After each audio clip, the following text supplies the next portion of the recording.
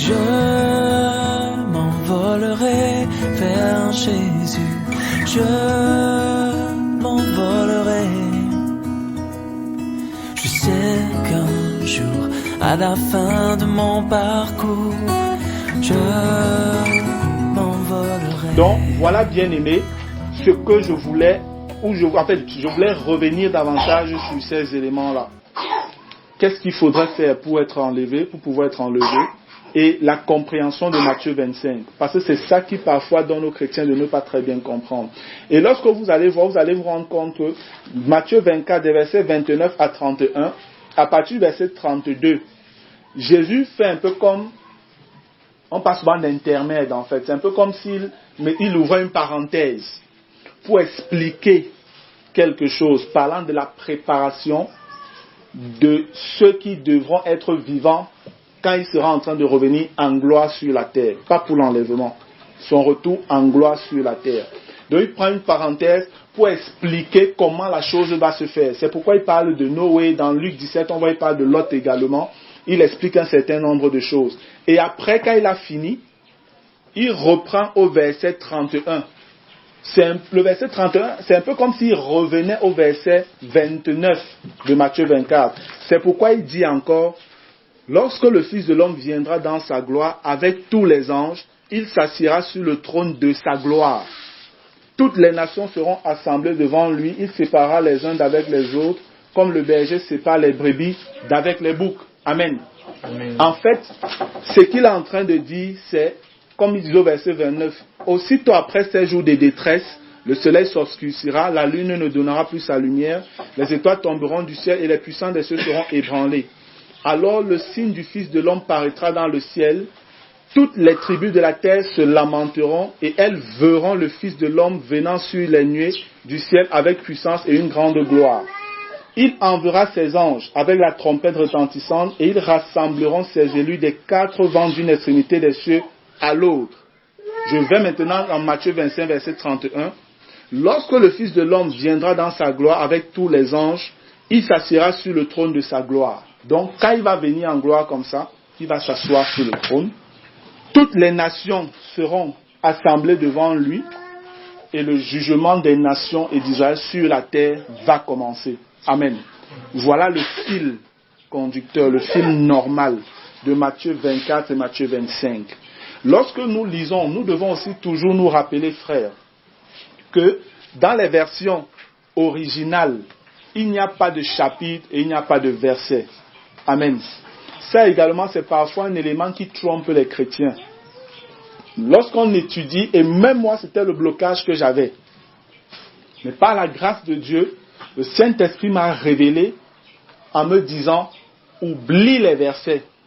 Lis Matthieu 24 et Matthieu 25 comme un seul chapitre.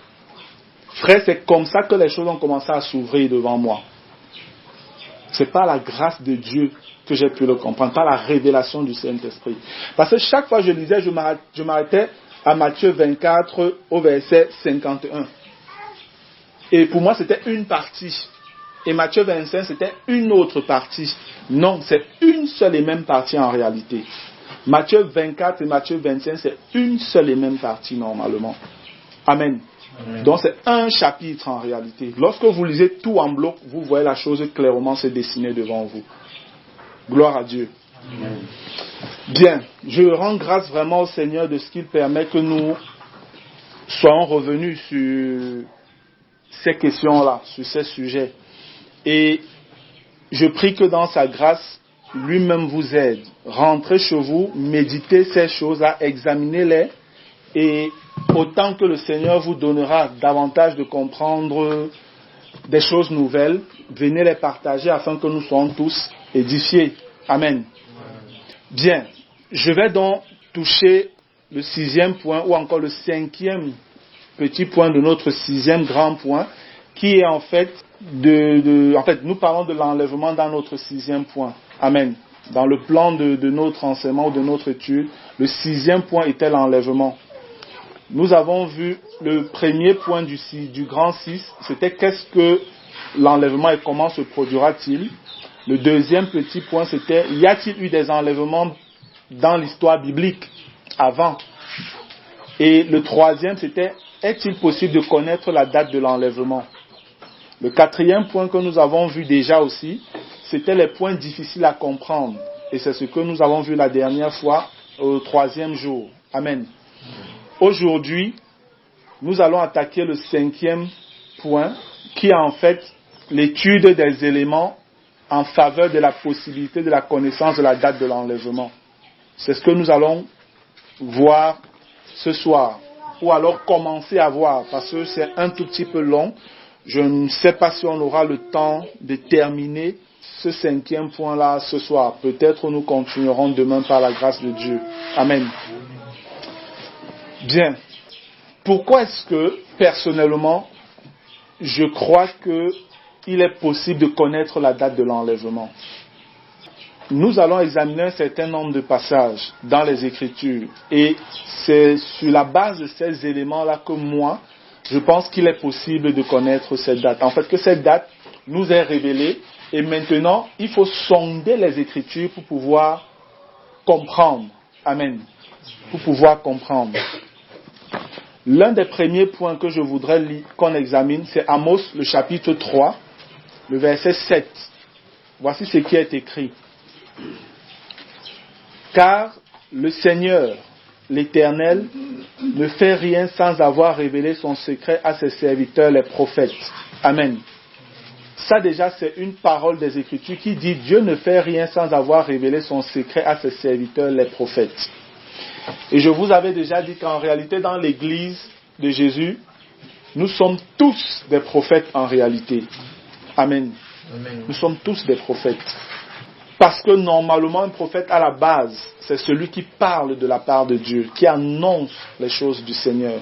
Et tous, étant des sacrificateurs en Christ, nous avons, nous avons le droit ou la liberté de parler de la part du Seigneur, d'annoncer les choses de l'Éternel.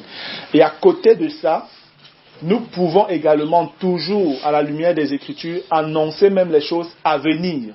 C'est ce que je suis en train de faire là maintenant. Je suis en train d'agir ici comme un prophète, parce que je vous dis ce que l'Antichrist fera, alors qu'il ne l'a pas encore fait. Amen. Amen. Ça, c'est un élément, déjà pour moi. La Bible nous dit que le Seigneur ne fait rien sans l'avoir révélé à ses serviteurs. L'enlèvement, le Seigneur nous en parle d'une certaine manière, avec certains éléments qui pourront nous donner de comprendre réellement ce que Dieu lui l'a prévu, le moment même où il a prévu. Je vous ai dit, la Bible, frère, est un tout. La Bible, quand elle dit c'est un tout, ça veut dire qu'on ne peut pas négliger un seul livre de la Bible. Lorsqu'on étudie la parole de Dieu, nous devons toujours nous rassurer de prendre en considération tout ce que la Bible dit de Genèse à Apocalypse. C'est comme ça qu'on peut avoir l'assurance d'être dans le vrai. Si on néglige un livre et que ce livre contredit ce que nous croyons, ça veut dire qu'il y a un problème avec ce que nous sommes en train d'enseigner. Et nous devons toujours faire attention à cela. Nous devons toujours nous rassurer que ce que nous disons est conforme avec l'ensemble des Écritures. Amen. Regardons un autre passage.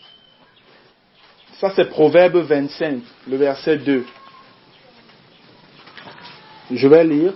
Proverbe 25, le verset 2, il est écrit. La gloire de Dieu, c'est de cacher les choses. La gloire des rois, c'est de sonder les choses. Amen. Amen. Et vous savez, la parole est la parole de Dieu. Et ce livre n'est pas un simple livre comme tous les autres. Ce n'est pas comme un roman que tu pourrais prendre, tu lis de manière suivie et puis tu comprends l'histoire qui est racontée en un tout. Parce qu'un roman, pour la plupart, est souvent écrit par un auteur, un seul auteur. Sur le plan strict de la chose, la Bible a été écrite par un seul auteur, par Dieu. Amen. Dieu est l'auteur véritable de la Bible. Mais si on veut voir dans la réalité des faits, la Bible a été écrite par un ensemble d'hommes, une quarantaine d'hommes qui ont écrit ce livre. Et la Bible c'est un assemblage de 66 livres indépendants qu'on a mis ensemble Et ce volume représente toute la sagesse de Dieu. Amen. Révélée aux hommes. La sagesse révélée de Dieu aux hommes. Ce que Dieu a bien voulu nous révéler pour notre salut en son Fils Jésus-Christ de Nazareth. Maintenant, frères, si nous voulons étudier la parole sur la question, par exemple, de l'enlèvement, on ne peut pas simplement se focaliser sur le Nouveau Testament pour étudier l'enlèvement. Puisque l'Ancien Testament également nous présente l'enlèvement, n'est-ce pas? Amen. Maintenant, si tu ne connais pas comment étudier la Bible, tu pourrais te focaliser sur un seul livre et même sur un seul chapitre pour essayer d'établir une doctrine, ce qui serait un problème. Il te serait difficile de prendre tous les contours de la chose ou de voir tous les contours de la chose. C'est ainsi que, pour la question de l'enlèvement, si vous voulez l'étudier, peut-être, comme la Bible dit, c'est la gloire de Dieu de cacher les choses et c'est la gloire des rois, c'est notre gloire, c'est nous les rois. Parce que la Bible dit que Christ a fait de nous des rois sacrificateurs. Amen. Dans le livre d'Apocalypse. Il a fait de nous des rois sacrificateurs. Ça voudrait dire que Dieu nous encourage à sonder les Écritures afin de découvrir les trésors qu'il a cachés dedans. Donc il y a des choses que Dieu a cachées ici dedans. Mais c'est ceux qui demandent, qui reçoivent, n'est-ce pas? Amen. C'est ceux qui cherchent, qui trouvent. C'est ceux qui frappent, à qui on ouvre. Nous sommes d'accord. Ce sont des éléments que le Seigneur donnait. Ce n'était pas en vain qu'il les donnait. Ce n'était pas en vain, frère. Très peu, déjà parce que nous avons vu la mauvaise interprétation des Écritures selon le contexte, fait que certains ne se mettent même pas à réfléchir sur la question de la date de l'enlèvement. Parce que déjà ils ont une mauvaise interprétation, une mauvaise compréhension, en l'occurrence de Matthieu 24, 36, ou encore de Acte 1, les versets 6 à 7. Mais lorsque vous avez compris que ce n'est pas de l'enlèvement dont Jésus parlait selon le contexte, alors vous pouvez aisément et librement sonder les Écritures dans ce sens-là. Parce qu'il n'y a aucun passage dans les Écritures, selon le contexte, qui dit qu'on ne connaîtra jamais la date de l'enlèvement. Ça n'existe pas. Ça n'existe pas. Et le Seigneur nous parle de cet événement comme un événement prophétique. Et une chose marquante, c'est que pour la plupart des événements prophétiques, Dieu a toujours donné des éléments précis en fait, pour pouvoir discerner le temps, exactement que voici le moment là. À certains moments même, il a donné aux années et aux jours près, qu'après tel nombre d'années, voici ce je vais faire, ou voici ce qui arrivera. À partir de tel jour, voici ce qui va se produire. Et les choses se sont exactement produites comme ça. Mais rappelez-vous que pour ceux qui attendent le Seigneur pour l'enlèvement, le mot d'ordre de Jésus est toujours veiller et prier. Amen. Veiller et prier. Pareil dans les épîtres adressées à l'église de Jésus. Les apôtres, c'est la même chose. Veiller et prier. Prier sans cesse. Veiller et prier. Parce que réellement, quand quelqu'un veille, c'est quelqu'un qui ne dort pas. C'est quelqu'un qui est toujours sur ses gardes, qui est toujours en train de chercher, qui est toujours en train de scruter. Est-ce que la chose est en train d'arriver? Et c'est pourquoi nous sommes en réalité des sentinelles aussi, afin d'avertir le monde. Amen. Afin d'avertir ceux qui ne connaissent pas. Donc le deuxième élément, c'est Proverbe 25 qui nous dit que Dieu, sa gloire à lui, c'est de cacher les choses et notre gloire à nous, c'est de les sonder pour les trouver. Amen. Prenons le passage de Luc 21.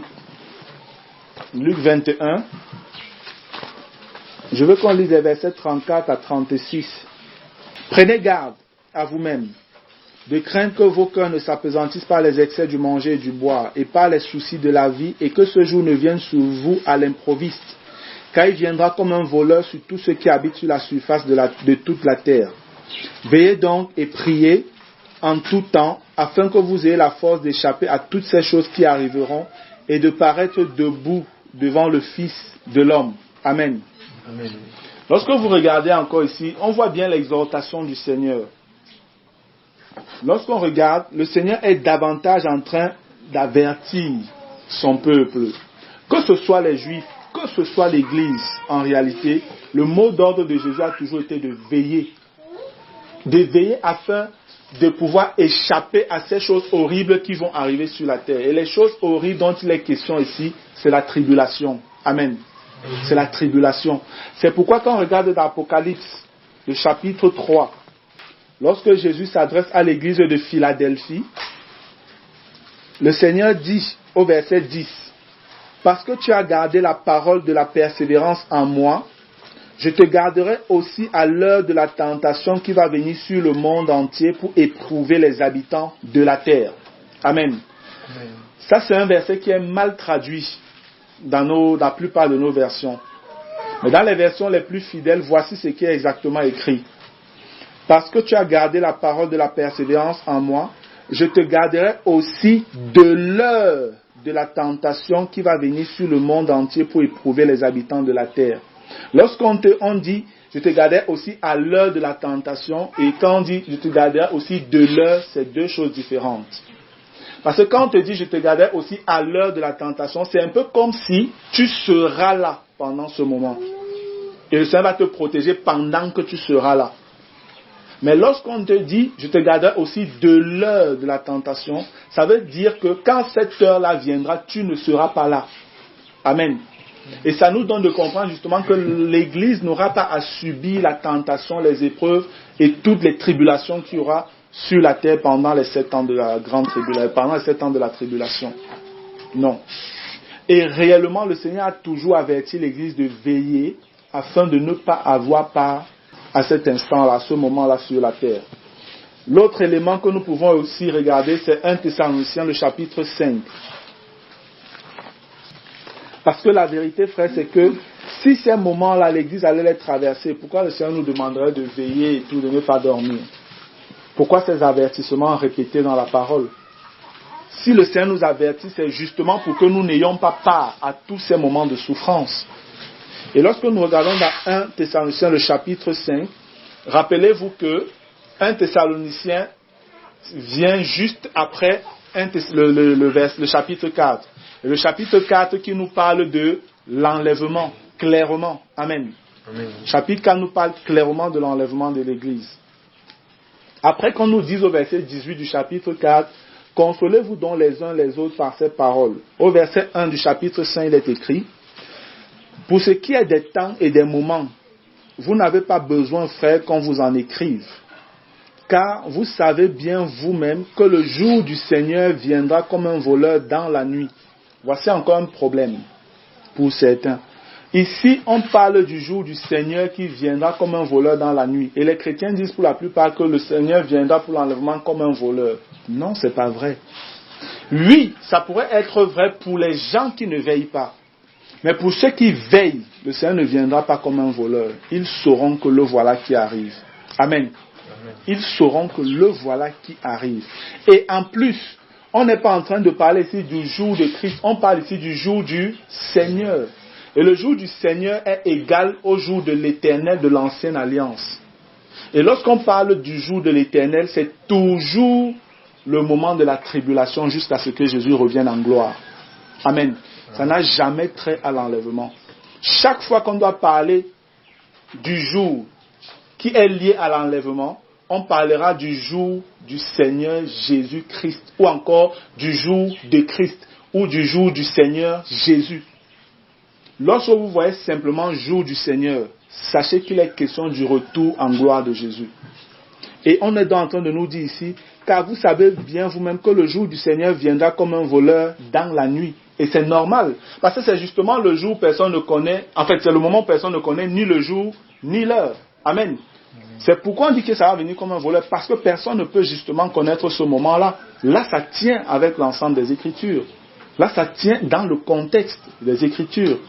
Et après, on nous dit au verset 3, « Quand les hommes diront paix et sûreté, alors une ruine soudaine les surprendra comme les douleurs de l'enfantement surprennent la femme enceinte et ils n'échapperont point. » Justement parce que pendant les premiers 3 ans et demi, l'Antichrist va établir un semblant de paix sur la terre. Amen. Les hommes diront paix et sûreté. Les hommes diront paix et sûreté. Tout va bien. Il semble avoir de la prospérité. Il n'y a plus de troubles en Israël, en Palestine, en Orient, c'est bon. Mais la Bible dit que quand ils commenceront à le dire alors une ruine soudaine les surprendra. Parce que l'Antichrist va changer de visage à la moitié de la semaine.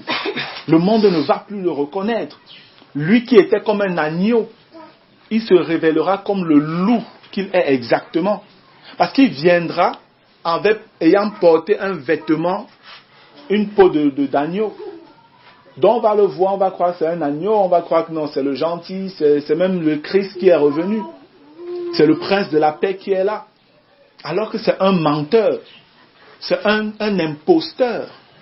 Mais le moment après vient où il va se révéler comme ce qu'il est. Il va enlever tout le masque d'hypocrisie avec lequel il jouait. Il va montrer son vrai visage au monde. Mais on dit, et ils n'échapperont point parce que ceux-là vont subir sa colère. Tous ceux qui vont rester là vont subir. Le verset 4 nous dit maintenant, mais vous, frères, amen. Là, il y a une cassure. Il parle pour les premiers, après il dit, mais vous, frères. Mais vous, frères de Thessalonique. Mais vous, frères de Mendon à Yaoundé.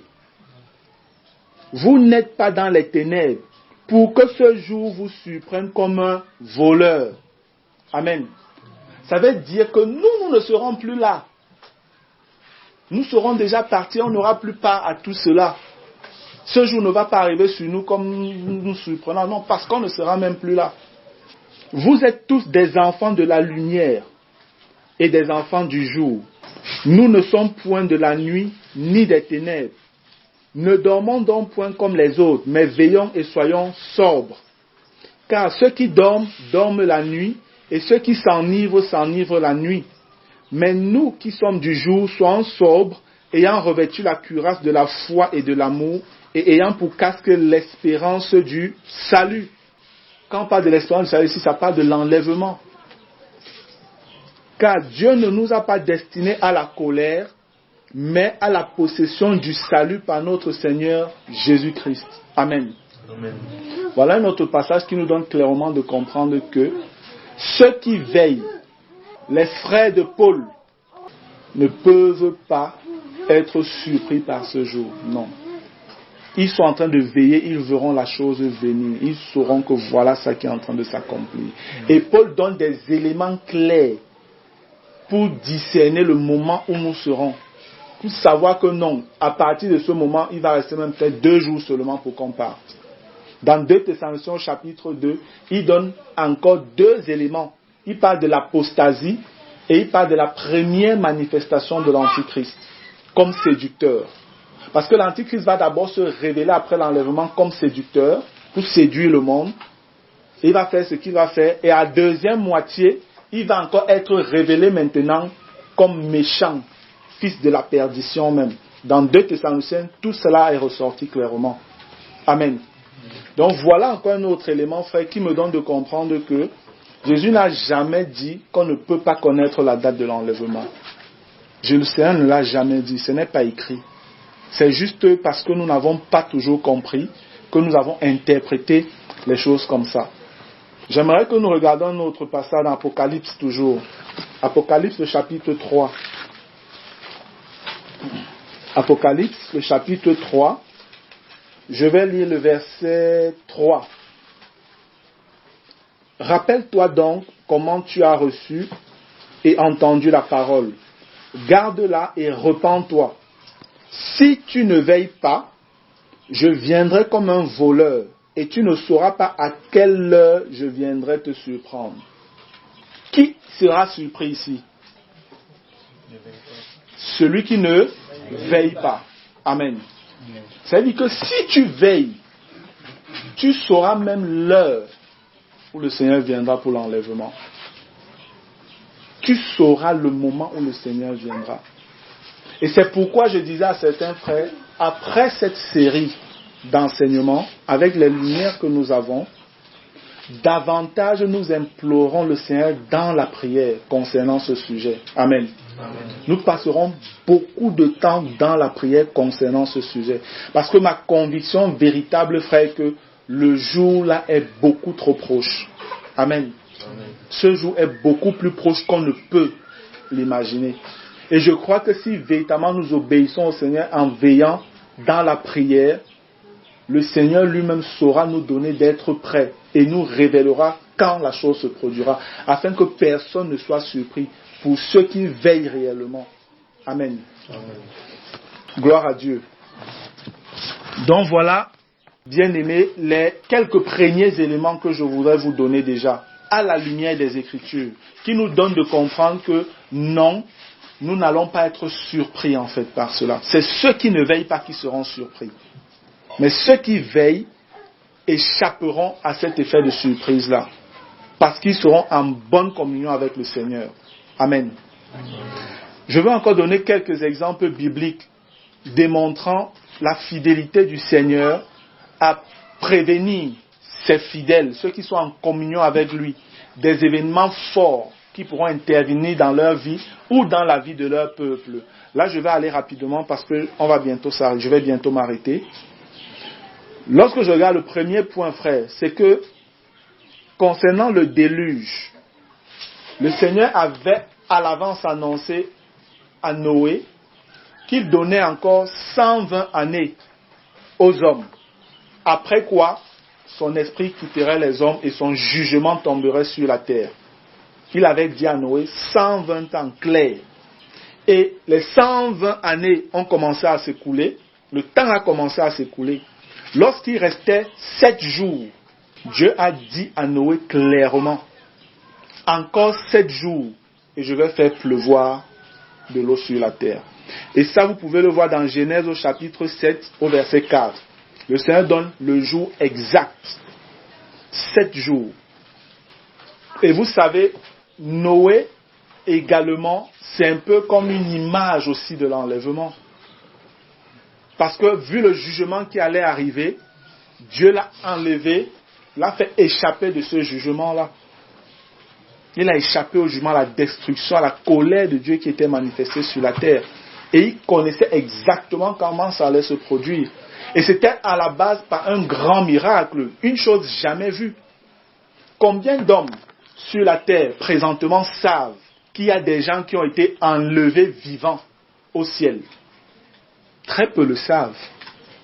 Très peu. Parmi les chrétiens, même certains se moquent même de penser ça alors que c'est écrit.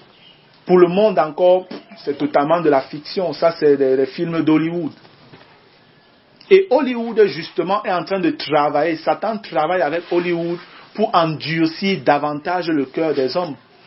C'est pourquoi vous pouvez voir des films ou des séries comme les 4400, pour ceux peut-être qui ont entendu parler, où on vous dit qu'il y a une période, c'était dans les années 50, où 4400 personnes de tout âge confondu, de tout sexe, ont disparu de la terre et ont été enlevées. Et après un certain nombre d'années, ils sont revenus sur la terre. Et ils sont revenus avec des pouvoirs qu'ils n'avaient pas avant. Et ça, c'est Satan qui est derrière ce genre de film. Afin de faire croire aux hommes après que non, vous ne vous rappelez pas. Les gens vont croire peut-être que c'est les séries d'Hollywood là, que non, ce sont des choses, c'est pas trop grave, il n'y a rien. Ils vont même revenir un moment. Et l'Antichrist pourra leur raconter tous les mensonges qu'il voudra. Puisque les doctrines et les enseignements du New Age, du nouvel ordre mondial aujourd'hui, c'est dans leur doctrine là-bas secrète, ils sont en train de dire que quand le maître Yah va venir, c'est comme ça qu'ils appellent leur messie en fait, ils l'appellent maître Yah. Ils disent que quand maître Yah va venir, tous ceux qui ne sont pas élevés spirituellement, il va les enlever de la terre, il va les envoyer dans une autre dimension, où ils seront donc enseignés, où ils vont aussi grandir, atteignant le niveau spirituel des autres avant de revenir sur la terre. Voilà comment Satan est en train de préparer le mensonge. Ce sont des choses pareilles que l'Antichrist va dire aux hommes. Comme la Bible nous dit, il va venir avec une puissance, des miracles et des prodiges, mais on ajoute mensonger pour séduire. Et je vous dis, frère, beaucoup seront séduits.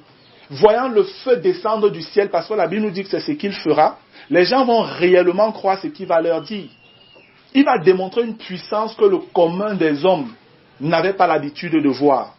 Ça fait que quand il va leur dire non, j'ai enlevé ces gens pour les envoyer dans une dimension où on est en train de les préparer, ils vont revenir, ne vous inquiétez pas. Les gens vont réellement croire que c'est lui le sauveur. Les gens vont réellement croire que c'est lui le sauveur. Ce sera un moment de séduction, frère, comme il n'y en a jamais eu sur la terre. Vous savez, les païens sont parfois prompts à croire au miracle. Moi, j'ai souvent discuté, quand je prêche l'évangile à certains amis, un certain homme m'a souvent dit, Marcel, tu sais, le Jésus dont tu parles là aujourd'hui, on a la peine de croire en lui. Peut-être encore le Dieu de l'Ancien Testament là. Parce que lui, c'était le tic au tac. Donc c'est ça en fait, ils aiment le miracle. Que tu vois peut-être quelqu'un comme Élie, et c'était l'exemple qu'il m'avait pris. Que non, tu vois quelqu'un comme Élie, il vient là, il dit non, il fait le show. Il dit que prenez les prophètes de Baal, vous les mettez, prenez l'eau. Vous prenez les animaux, versez-le. Après, puis le feu descend du ciel, vous, puis dit que Marshall, qui voit ça, il ne va pas croire. Donc si tu fais aussi ça, on voit le feu descendre du ciel, on va te suivre. Voilà ce qu'ils me disent.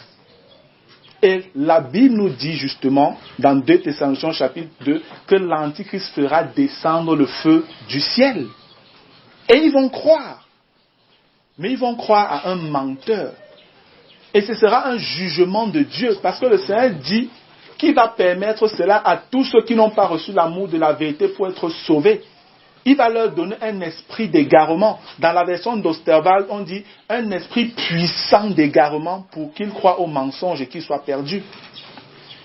Donc, frère, il est bon de veiller présentement. Amen. Afin de ne pas avoir part à ce moment-là. Parce que vous ne savez pas si vous ne serez pas séduit. Vous ne savez pas si vous allez même résister à toute la souffrance qu'il y aura sur la terre pendant ce moment. C'est pourquoi nous sommes privilégiés, nous sommes bénis de connaître ces choses aujourd'hui et de pouvoir nous préparer afin d'échapper, comme le Seigneur dit dans l'Apocalypse, à ces moments de tourment là sur la terre. Amen. Amen. Donc, je disais, quelqu'un comme Noé, le Seigneur lui l'avait averti à l'année et au jour près où la chose devait se produire. Et Noé a échappé. L'autre exemple, le Seigneur prédit à Abraham le moment exact de la libération de la captivité des enfants d'Israël, 400 années avant que la chose ne se produise. Le Seigneur avait dit à Abraham, sache que tes enfants, tes descendants seront esclaves en Égypte pendant 400 années. Ça fait donc qu'on pouvait compter. Et après les 400 années, on savait que non, le temps est accompli, notre délivrance arrive. Mais eux ne veillaient pas. Ils ne veillaient pas. C'est pourquoi quand les 400 années même étaient arrivées, ils n'étaient pas au courant. Ils n'étaient pas au courant, pourquoi? Parce qu'ils traversaient des moments difficiles. Amen. Pharaon les Égyptiens leur faisaient passer des moments qu'ils pouvaient encore rester là pour dire qu'ils avaient perdu tout espoir. Et je crois personnellement que c'est exactement ce qui va se produire pour le retour en gloire de Jésus.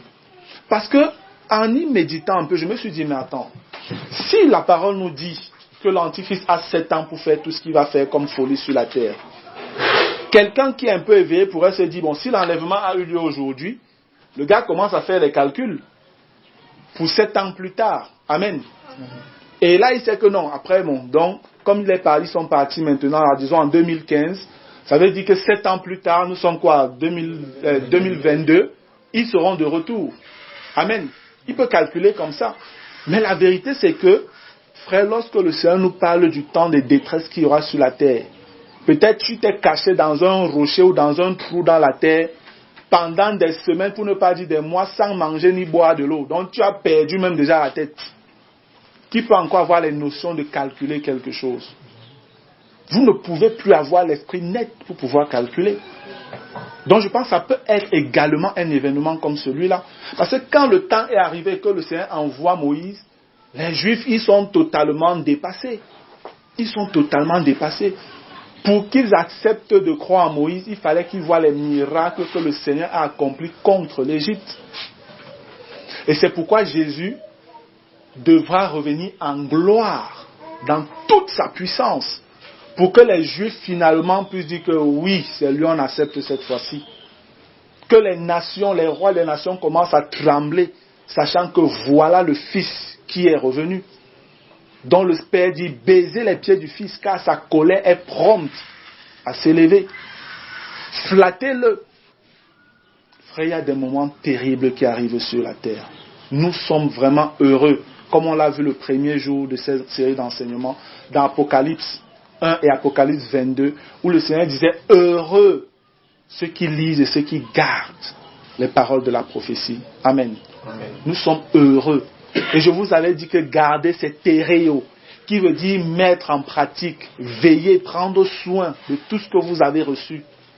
Si vous le prenez et vous partez dormir, ou vous partez continuer à vivre dans votre vie de folie, ça, frère Martial ne peut plus être responsable. Amen. Je pourrais dire, je suis pur de votre sang. Parce que je vous ai annoncé le conseil de Dieu concernant cette chose-là. Après Abraham, on peut prendre un autre exemple. L'exemple de Jonas avec les Ninivites, ceux de la ville de Ninive. Dieu révèle au prophète Jonas le nombre de jours exacts qui restaient aux Ninivites s'ils ne se repentaient pas. Et lorsque vous regardez dans Jonas au chapitre 3, le verset 4, le Seigneur dit à Jonas, encore 40 jours et Ninive est détruite. Amen. Il donne une date précise à son prophète. Il donne une date précise à son prophète. Encore 40 jours et Ninive est détruite. Lorsque vous regardez l'autre, un merveilleux type aussi de l'enlèvement qu'on a examiné, Élie, dans 2 Rois au chapitre 2, les versets 3 à 5, Dieu révèle le jour où le prophète Élie devait être enlevé. Quand vous voyez les fils des prophètes, là, il disait à Élisée, est-ce que tu sais que c'est aujourd'hui que Dieu enlève vers le ciel ton maître? Il savait exactement le moment où Élie devait être enlevé, le jour, il le savait. Pourquoi si Dieu fait ça avec Élie, qui était dans un temps même encore moindre que le nôtre, nous qui sommes dans l'excellence en Jésus, le Seigneur nous cacherait ce temps? Pourquoi? C'est juste que c'est nous qui ne sondons pas les Écritures comme il faut. Mais je crois qu'il y a des éléments que le Seigneur nous a donnés pour pouvoir connaître ce temps-là. Et nous aurons l'occasion davantage de les voir. Amen. Amen. Après Élie, on peut parler également même de l'exil du peuple d'Israël à Babylone. Dieu révèle le moment précis du retour des enfants d'Israël de leur exil babylonien au prophète Jérémie. 70 ans. Cela dit clairement, vous allez aller en exil là-bas, vous irez en souffrance là-bas, en esclavage. Après 70 ans, je vous fais revenir. Et c'était la même chose qui arrivait, comme avec le cas de Moïse. Après les 70 ans, le peuple était totalement endormi. Le peuple était endormi. C'est Daniel qui était l'une des sentinelles, qui, il dit lui-même, en lisant les livres du prophète Jérémie, s'est rendu compte que Dieu avait mis 70 ans sur son peuple. Et qu'après les 70 ans, il devait rentrer. Mais les 70 ans étaient arrivés, et personne n'avait réagi, rien ne s'était produit. Parce que le Seigneur veut toujours travailler en accord avec les hommes. Amen. Avec ceux qui veillent. C'est pourquoi il dit toujours, je cherche un homme. Un seul, pas deux, un. Si Dieu a déjà un homme qui coopère avec lui, c'est suffisant. Il a eu Jésus-Christ. Amen. Et la chose a été parfaitement accomplie. Son cœur a été satisfait au travers de Jésus. Gloire à Dieu. Et au temps de l'exil du peuple, le Seigneur avait des gens comme Daniel, des gens comme Shadrach, Meshach et Abednego, des gens comme Esdras et Néhémie. C'était eux les veilleurs. Et quelqu'un comme Daniel, quand il a su cela, Daniel a commencé à jeûner et à prier, demandant pardon à Dieu pour tout ce qui avait permis que le peuple aille en exil, se repentant devant le Seigneur. Et le Seigneur a écouté sa prière et la chose s'est produite. C'est comme ça que des gens comme Esdras, comme Néhémie, comme Josué et les Zacharie sont rentrés, rebâtis les murailles et le temple en Israël. Amen. Amen. Mais le Seigneur avait donné une date précise. Il y avait un temps précis. Et c'est pareil, frère. Dieu a prédit au jour près la mort du Messie par la prophétie de Daniel 9, 25 à 27. 62 semaines. Et dans les 62 semaines, comme ce sont les semaines d'année, quand on multiplie ça par 7, ça nous donne 434 ans. Et les 434 ans débutent avec l'ordre donné par le roi païen à Artaxerxès, à Néhémie, d'aller rebâtir la muraille, les murailles de Jérusalem. Et le Seigneur avait annoncé à Daniel que dès que cette parole-là serait sortie pour rebâtir les murailles, il y aura 62 semaines. Et qu'après les 62 semaines, le Messie serait retranché, donc allait mourir. Les Juifs n'ont pas compris ça en fait. Et réellement, en comptant avec le décret que Artaxerxès donne, permettant à Néhémie, parce que là-bas, quand vous regardez, c'est dans Néhémie 2, on nous donne exactement le moment où le décret est donné. Ça permet de pouvoir calculer à partir des 62 semaines, donc de 430 ans, 4 siècles et 34 années encore, le moment où Jésus devait mourir. Frère, et c'est exactement à cette date-là que Jésus est mort à la Pâque. Amen. Amen. C'est exactement 434 ans plus tard que Jésus est mort. Et la prophétie de Daniel, en fait, des versets 25 à 27, est la prophétie qui nous donne de connaître le moment où le Messie devait mourir, le moment où Israël devait naître et la date de l'enlèvement, et également le moment où le Messie revient en gloire. Amen. À partir de cette prophétie-là, les choses sont davantage claires. Donc, ce que nous allons davantage faire, c'est pouvoir, si le Seigneur le permet, examiner davantage certains éléments pour toujours savoir est-ce qu'il est permis d'oser parler de la date de l'enlèvement. Parce que chaque fois qu'un chrétien a essayé de le faire, on l'a taxé simplement de faux prophète. Mais je vous dis, demandez, essayez de parler avec des gens sur le sujet. Ils vont réagir de manière assez fermée et demandez-leur les éléments bibliques qui leur donnent de penser qu'on ne peut pas connaître la date de l'enlèvement. Vous allez vous rendre compte qu'ils vous donneront exactement les points difficiles qu'on a examinés ici. Je vous dis, frère, allez faire l'expérience, s'il vous plaît. Allez faire l'expérience. Vous allez voir, ce sera toujours les mêmes excuses. Il n'y en aura pas d'autres. J'ai ressorti toutes les excuses là. C'est ça que je vous ai donné dans les autres enseignements. Ce sera les mêmes excuses qu'ils vous donneront.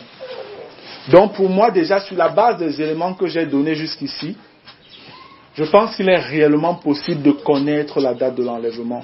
Mais pour ça, je crois qu'il faut vraiment passer du temps avec le Seigneur et de lui demander de nous éclairer à la lumière des Écritures.